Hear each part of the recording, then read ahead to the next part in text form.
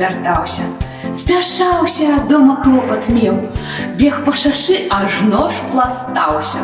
А на аўтобус не паспеў. Чарговы ж рэйс праз 2 гадзіны. Ну што ж, калі ўжо гэткі лёс, то выхад можа быць адзіны. Галасаваць, каб хто падвёз. А дзень святочны быў нядзеля, рабочы ж транспарт не ў хаду. Уся на ўласніка надзея, на чуласць іх і дапрыню.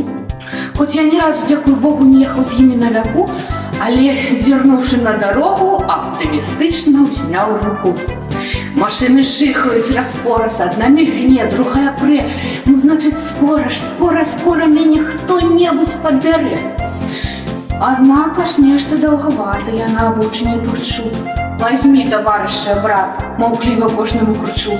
Руку на выцяжцы трымаю, самлею, правая ўгары, я тут жа левую здымаю. Няўжо не бачыце, сябры?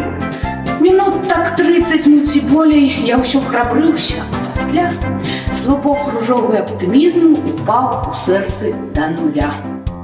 Як кол, нікому ж не патрэбны, стаю на ўбочыне шашы, а сіні, чорны, жоўты, срэбры мільгае транспарт уначу.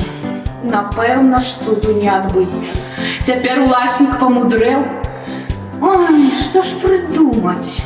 Прытварыцца, што раптам цяжка захварэў? А што? Давай!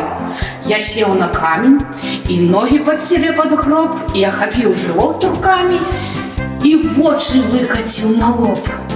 Я так праўдзіва корчыў міну, як Чарлі Чаплін у кіно.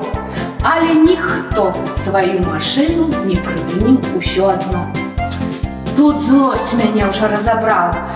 Ну што ж, затрос я кулаком. Калі маіх хвароб вам мала, я прытваруся мярцвяком.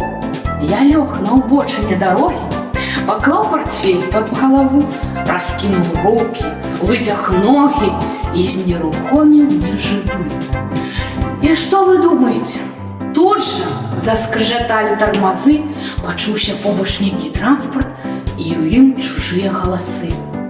Відаць, нядобры чалавеку. Пайду, Анетка, пагляжу. Ты што надумаў? Што ты, лекар? Якой рады мы дадзім? Ды хворы тут ляжаць не будзе. П'янчуга некі, вінадуй. Яшчэ аблюмаць паскудзіць машыну новую, газуй. Машына чмыхнула і знікла. А я ляжу, бяда, бяда. Да п'яніц публіка прывыкла. Відаць, п'янчухі ж не шкада. І так не сумна стала вельмі. Але я вспомніў, што ў партфелі чырвоных вішень ёсць кулёк. Я адчыніў бавул дарожны і шыю вішнямі нацёр. Цяпер адразу бачыць кожны. Замах адбыўся на жыццё. А каб праўдзівей было болей майго забойства даны факт, сабраўшы ўвесь астатак волі, я сунуў ногі на асфальт. І што вы думаеце? Тут жа заскрыжаталі тармазы, пачуўся побач нейкі транспарт, і ў ім чужыя галасы. Глядзі, зарэзалі не іначай. А можа вы, пайду зірну? Ты што, вар'ят? Не дакранайся, бо на цябе ж скінуць віну. Вар'ят! Ды хто ж гэта паверыць, што я так цяжка саграшыў? Паверыць! Помніш, як аверыць, што ледзь мяне не задушыў? Не ўспамінай, раўнуў мужчына, не ўспамінай, табе кажу, бо зара выкіну з машыны і побач з гэтым палажу. Ад страху я амаль не войкнуў. Але ў роспачы бядзе не сцерплю, лыпнуў краем вока, каго ж ён побач пакладзе. А можа ж я не прагадаю, калі ён выкіне яе. А можа нават што, прадбаю за ўсе пакуты за свае. Але надзея тут жа згасла. Вар'ят націснуў на стартёр, масквіч дыхнуў смярдзючым газам, рвануўся з месца і папёр.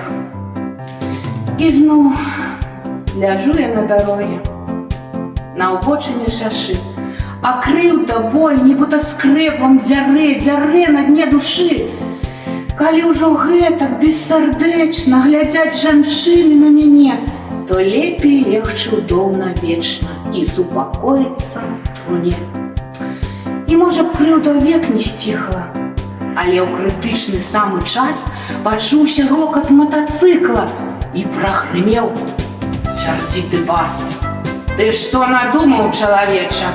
Чаго разлёгся на шашы? Калі не маеш цёплай печы, мы знойдзем нары па душы. Ну падымайся, калі ласка, а то і дойдзеш тут адзін. Якраз дарожная каляска. Паедзем, нары паглядзім.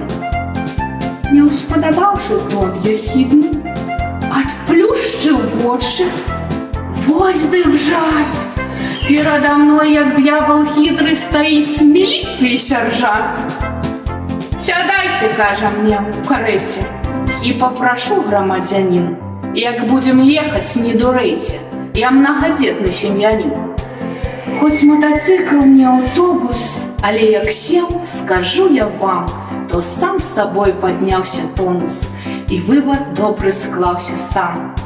Няхай хоць пальцам порыць хтосьці, так болей жыць я не магу. Праз год і я да цешчы ў госці на ўласных колах прыкачу.